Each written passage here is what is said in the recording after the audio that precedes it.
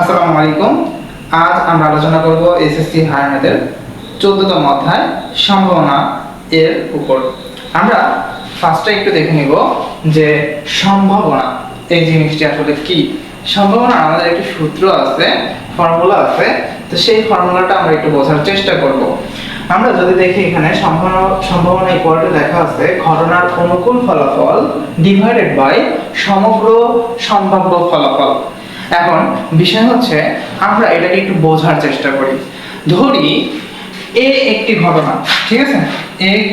এ হচ্ছে একটি ঘটনা এবং এই ঘটনার সম্ভাবনা হচ্ছে পি অফ এ। কি? পি অফ এ। এখন আমরা ধরলাম যে আমরা কয়েন মুদ্রা চিনি, তাই না? কয়েন চিনি, আমরা যেটাকে কয়েন বলি বা মুদ্রা বলি। তো এই মুদ্রার দুইটা অংশ থাকে, একটা হেড আর একটা কি টেল, তাই তো? মুদ্রার দুইটা অংশ থাকে, একটা হেড আর এটা হচ্ছে টেল। তো আমরা এই মুদ্রাটাকে যদি আমরা টস করি না, খেলার ক্ষেত্রে, ক্রিকেট খেলার ক্ষেত্রে, ফুটবল খেলার ক্ষেত্রে, তো টস করার জন্য যদি নেই তাহলে আমাদের না হয় হেড আসবে, না হয় কি আসবে, টেল আসবে, তাই না? তো আমরা বললাম যে হেড আসার সম্ভাবনা কত, হেড আসার সম্ভাবনা কত। তাহলে একটা মুদ্রাকে টস করলে পরে হেড কিন্তু একবারই পাবো, তাই না? হেড আর টেল থাকে, তো হেড তো আমরা একবারই পাবো। তাহলে হেড আসার সম্ভাবনা কত? 1। আর সমগ্র এই একটা হচ্ছে আমাদের ঘটনার অনুকূল ফলাফল, অর্থাৎ আমরা p of a equal to উপরে 1 লিখতে পারি, কারণ হেড আসার সম্ভাবনা কত? হেড আসার সম্ভাবনা হচ্ছে 1। হেড আসার সম্ভাবনা কত? 1। তার মানে ঘটনার অনুকূল ফলাফল কত? 1। আর সমগ্র সম্ভাব্য ফলাফল মানে কি? মুদ্রার কয়টি অংশ রয়েছে? হেড রয়েছে এবং টেল রয়েছে, তার মানে মোট কয়টা অংশ? 2টা। তার মানে সমগ্র ফলাফল কত? 2। তার মানে আমাদের এখানে আমরা বলতে পারি সম্ভাবনা, একটা মুদ্রার ক্ষেত্রে সম্ভাবনা হেড আসার সম্ভাবনা হচ্ছে 1/2। ঠিক আছে? তাহলে এটা হচ্ছে আমাদের সম্ভাবনার সূত্র, যে অনুকূল ফলাফল সেটাই হবে যেটা আমাদের চাইবে। অর্থাৎ যদি বলে হেড আসার সম্ভাবনা কত, তাহলে আমাদের 1। যদি বলে টেল আসার সম্ভাবনা কত, তাও আমরা দেখতে পাচ্ছি টেল কয়বার, টেল কি একবারে আসতে পারবে, তাই না? তার মানে এখানে আমাদের অনুকূল ফলাফল কত হবে? 1। ঠিক আছে?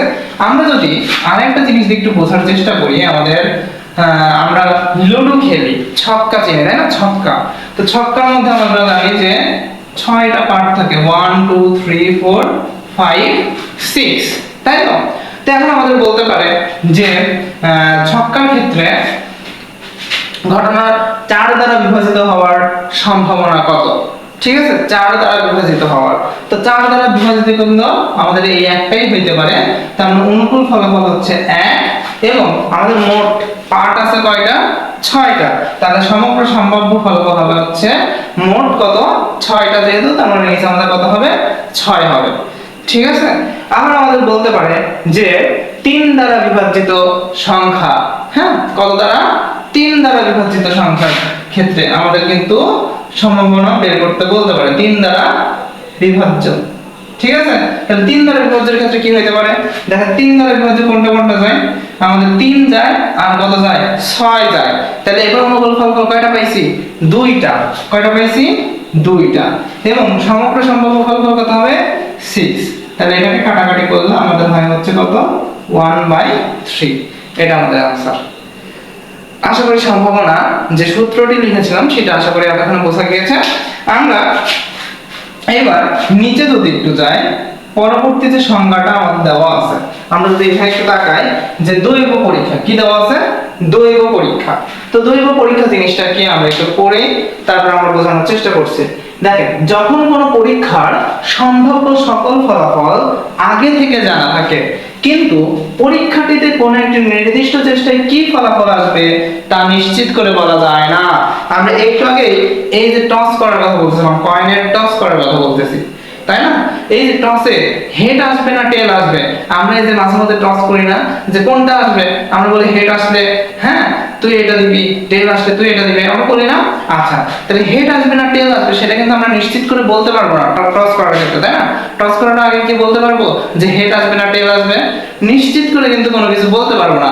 এই যে পরীক্ষাটা আমরা করতেছি হেড আসবে না টেল আসবে, এইটাই হচ্ছে আমাদের দৈব পরীক্ষা। কি ফলাফল আসবে তা নিশ্চিত করে বলা যায় না, এটাই হচ্ছে কি আমাদের দৈব পরীক্ষা। ঠিক আছে। আচ্ছা, ঘটনা। কোন দৈব পরীক্ষার ফলাফল বা ফলাফলের সমাবেশকে কি বলা হয়? ঘটনা বলা হয়। অর্থাৎ এই যে আমরা একটা কয়েন টস করলে পরে হেডও আসতে পারে, টেলও আসতে পারে। তার মানে টস করলে পরে যদি হেড আসে, হেড একটা ঘটনা হতে পারে, টেল আসতে পারে, টেল আসার একটা ঘটনা হতে পারে। ঠিক আছে। তার মানে যেটা আসবে সেটা হচ্ছে আমাদের ফলাফলটাই হচ্ছে আমাদের কি, বা ফলাফলের সমাবেশটাই হচ্ছে আমাদের ঘটনা। আচ্ছা, সমসম্ভাব্য ঘটনা বলি, অর্থাৎ যদি কোনো দৈব পরীক্ষার ঘটনাগুলো ঘটার সম্ভাবনা সমান হয়, ঘটার সম্ভাবনা কি হয়? সমান হয়।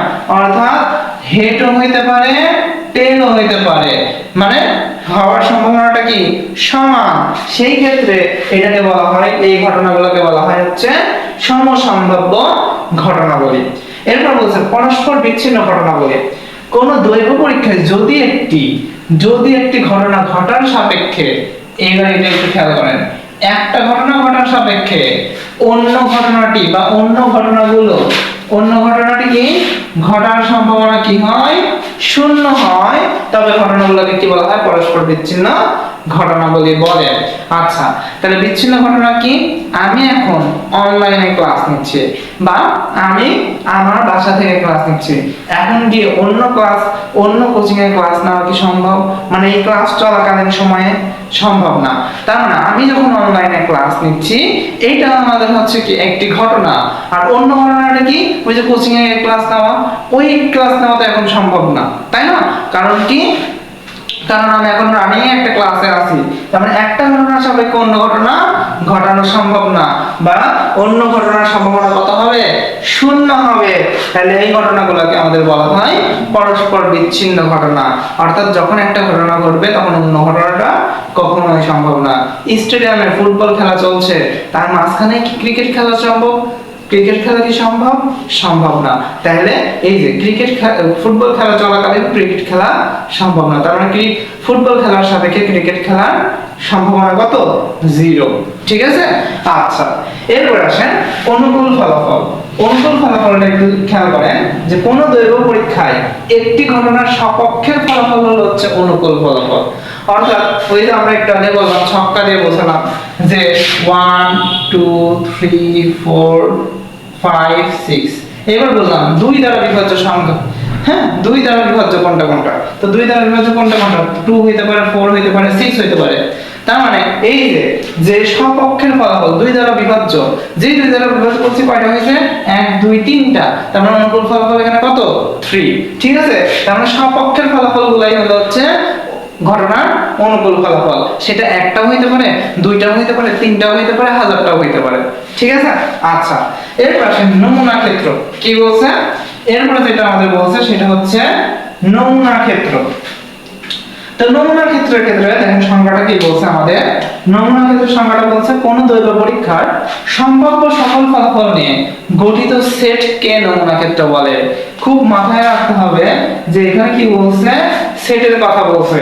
এইখানে এই নমুনা ক্ষেত্র এবং নমুনা বিন্দু, এই জিনিসটা কিন্তু আমরা গুলিয়ে ফেলি। তো নমুনা ক্ষেত্র আর নমুনা বিন্দু কিন্তু গোলানো যাবে না। ঠিক আছে। আচ্ছা, দেখেন নমুনা ক্ষেত্র কি? কোন দৈব পরীক্ষার সম্ভাব্য সকল ফলাফল নিয়ে গঠিত সেট। আচ্ছা, সেটের ক্ষেত্রে আমরা আশা করি সেটের অধ্যায়টি পড়েছি। সেটের ক্ষেত্রে আমাদের কি সেকেন্ড ব্র্যাকেট ইউজ করতে হয়, মাথায় আছে? সেকেন্ড ব্র্যাকেট ইউজ করতে হয়। এখন আমি বললাম একটা মুদ্রাকে দুইবার টস করা হলো। কয়বার? দুইবার নিক্ষেপ করা হলো বা দুইবার টস করা হলো। তাহলে একবার নিক্ষেপ করলে না হয় হেড না হয় টেল আসবে, তাই না? আবার যদি নিক্ষেপ করি তাহলে না হয় হেড না হয় টেল আসবে, তাই তো? আচ্ছা, তাহলে আমরা কি কি পাবো?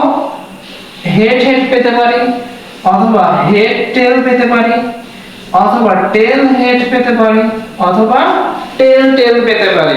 অর্থাৎ এইগুলো কিন্তু আমাদের পাওয়া সম্ভব। অর্থাৎ প্রথমবার যদি হেড আসে তার সাপেক্ষে পরের বার হেড পেতে পারি, তারপর প্রথমবার যদি হেড আসে তার সাপেক্ষে টেলও পেতে পারি পরের বার টস করে, আবার প্রথমবার টেল আসছিল পরের বার টস করে হেডও পেতে পারি, আবার প্রথমবারও টেল আসছিল দ্বিতীয়বারও কি টেল আসছিল, এমন পেতে পারি না?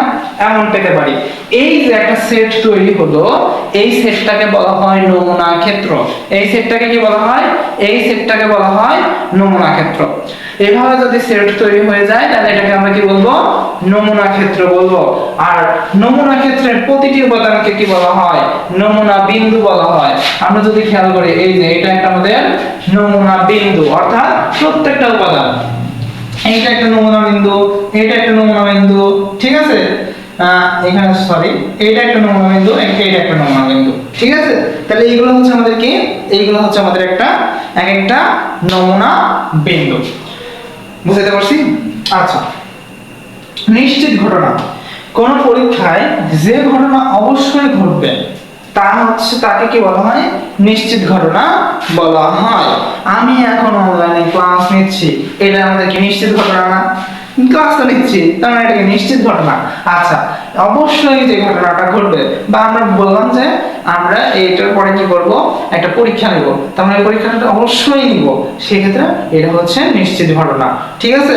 বা আমরা যেটাকে একদম নিশ্চিত করে বলতে পারি, হ্যাঁ, যে আমাদের হচ্ছে 27 সালে জানুয়ারি মাসে আমাদের কি হইতে পারে? এসএসসি পরীক্ষা হইতে পারে, হ্যাঁ, এসএসসি পরীক্ষা হবে, তার মানে এটা নিশ্চিত করে দিতে পারবে, তার মানে এটা হচ্ছে নিশ্চিত ঘটনা, ঠিক আছে? তো এইগুলো হচ্ছে যেটা নিশ্চিত করে একদম বলা যাবে, সেটা হচ্ছে নিশ্চিত ঘটনা। আর নিশ্চিত ঘটনার ক্ষেত্রে আমাদের সম্ভাবনার মান কত হয়? সম্ভাবনার মান হয় হচ্ছে 1, ঠিক আছে? বুঝাইতে পারছি? আচ্ছা, অসম্ভব ঘটনা। কোন পরীক্ষায় যে ঘটনা কখনোই ঘটবে না বা ঘটতে পারে না তাকে বলা হয় অসম্ভব ঘটনা, ঠিক আছে? যেটা কখনো ঘটতে পারবে না। আমি এখন অনলাইনে ক্লাস নিচ্ছি, আমি অন্য কোচিং ক্লাস নিতে পারবো না, এটা অসম্ভব ঘটনা, ঠিক আছে? এই অসম্ভব ঘটনার ক্ষেত্রে মান সবসময় কত ধরা হয়? 0 ধরা হয়। কত ধরা হয়? মান সবসময় 0 ধরা হয়, ঠিক আছে? তো এখানে দেখেন আমাদের এই কথাগুলো বলছে, কোন পরীক্ষণে কোন ঘটনার অনুকূল ফলাফল সর্বনিম্ন 0 হইতে পারে। সর্বনিম্ন কত হইতে পারে? 0 হইতে পারে, এবং সর্বোচ্চ n পর্যন্ত যাইতে পারে। আমি বললাম না অসীম পর্যন্ত, অনেক দূর পর্যন্ত যাইতে পারে, ঠিক আছে? আচ্ছা, সম্ভাবনার মান 0 থেকে 1 পর্যন্ত হয়। সম্ভাবনার মান কত থেকে কত পর্যন্ত হয়? 0 থেকে 1 পর্যন্ত হয়।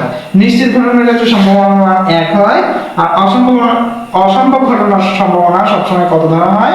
0 ধরা হয়, ঠিক আছে? অসম্ভব ঘটনার সম্ভাবনা সবসময় কত হয়? 0 হয়, কেননা এটা কখনো সম্ভবই না। অসম্ভব, অসম্ভব মানে কি? সম্ভবই না, তাই না?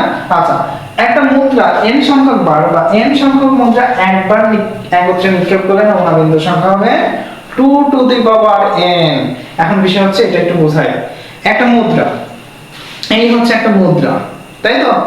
এই মুদ্রার দুইটা পার্ট আছে, এই পাশে একটা পার্ট, এই পাশে একটা পার্ট, একটা হেড আর একটা কি, আর এটা হচ্ছে টেল, তাই তো? আচ্ছা, তাহলে একটা মুদ্রার কয়টা পার্ট? দুইটা পার্ট। কয়টা পার্ট? দুইটা পার্ট। এবার সরি, এটা দিয়ে লিখছে না, আমরা এটা দিয়ে ট্রাই করি। আচ্ছা, দুইটা পার্ট। এখন আমরা যে কয়বার নিক্ষেপ করব, যদি একবার নিক্ষেপ করি তাহলে আমাদের সূত্র কি 2 এর মাথার উপরে n না? আচ্ছা, একবার নিক্ষেপ করে মাথার উপরে 1 হবে, দুইবার নিক্ষেপ করলে 2 এর মাথার উপরে স্কয়ার হবে, তিনবার নিক্ষেপ করলে 2 এর মাথার উপরে কিউব হবে, ঠিক আছে? যে কয়বার করে নিক্ষেপ করব n এর মান সেই কয়বার সেটা লিখে দেব। তার মানে 2 কিউব মানে কত? 2 কিউব মানে 2 কিউব মানে 8, 2 স্কয়ার মানে কত? 4, 2 টু দি পাওয়ার 1 মানে কত? 2, ঠিক আছে? তার মানে যে কয়বার আমরা মুদ্রা নিক্ষেপ করব আমরা বের করে ফেলতে পারবো, যে একদম শর্টকাটে বের করে ফেলতে পারবো যে কয়টা নমুনা বিন্দু পাওয়া যাবে। এইখানে দেখেন আমরা একটা মুদ্রাকে দুইবার নিক্ষেপ করছিলাম, তাই না? দুইবার নিক্ষেপ করলে পরে 2 এর উপরে কি স্কয়ার, তারপর 2 স্কয়ার মানে কত? 4। দেখেন এখানে 4টাই আছে, 1 2 3 4, দেখেন 4টাই কিন্তু আমরা নমুনা বিন্দু পেয়েছি, ঠিক আছে? তো এরকম 3বার নিক্ষেপ করলে কত পাবো? 8টা পাবো। যদি 4বার নিক্ষেপ করি তাহলে কত পাবো? 16টা নমুনা বিন্দু পাবো, ঠিক আছে? আবার যদি একটা ছক্কা n সংখ্যক বার নিক্ষেপ করি, আচ্ছা, একটা ছক্কার ক্ষেত্রে আমাদের কয়টা পৃষ্ঠ থাকে? 6টা, তাই না? কয়টা থাকে? 6টা থাকে। একটা ছক্কার ক্ষেত্রে 6টা থাকে। তাহলে আমাদের এখানে সূত্র বলতে দেখেন, একটা ছক্কা n সংখ্যক বার বা n সংখ্যক ছক্কা একেবারে একত্রে নিক্ষেপ করলে নমুনা বিন্দুর সংখ্যা হবে 6 টু দি পাওয়ার n। কি বলছে? 6 টু দি পাওয়ার n। অর্থাৎ ছক্কাকে যদি একবার নিক্ষেপ করা হয় তাহলে কয়বার পাবো? কয়টা বিন্দু পাবো? নমুনা বিন্দু 6টা। যদি দুইবার নিক্ষেপ করা হয় 6 স্কয়ার, তার মানে কতটা? 36টা। নমুনা বিন্দু পাবো। বুঝতে পারছি? তার মানে যে কয়বার নিক্ষেপ করবো ছক্কা, মাথার উপরে পাওয়ারটা জাস্ট ওইটা রেখে দিলেই আমাদের কি পেয়ে যাব, উত্তর পেয়ে যাব। ওকে, খেয়াল করে একটু, আমাদের 3 নম্বরে বলছে যে কোন একটি ঘটনার নমুনা বিন্দুর সংখ্যা যদি m হয় আর অপর একটা ঘটনার নমুনা বিন্দুর সংখ্যা কত, n যদি হয়, তাহলে ঘটনাটা একেবারে একত্রে ঘটলে নমুনা বিন্দুর সংখ্যা হবে কি mn। যদি একটা ঘটনার সংখ্যা নমুনা বিন্দুর সংখ্যা m হইছে আর একটা যদি n হয় আরেকটা ঘটনার ক্ষেত্রে, দুইটা যদি একসাথে ঘটে তাহলে আমাদের কি হবে, mn নমুনা বিন্দুর সংখ্যা হবে। অর্থাৎ m এর সাথে n টা গুণ করে দিতে হবে। ধরলাম কোন একটি ঘটনার নমুনা বিন্দুর সংখ্যা m এর জায়গায় আছে 2 আর n এর জায়গায় আছে 3, তাহলে আমাদের নমুনা বিন্দুর সংখ্যা কত হবে, 2 গুণন 3 মানে কত, 6। ঠিক আছে, এই হচ্ছে আমাদের এই অধ্যায়ের সম্ভাবনা অধ্যায়ের বেসিক অংশ।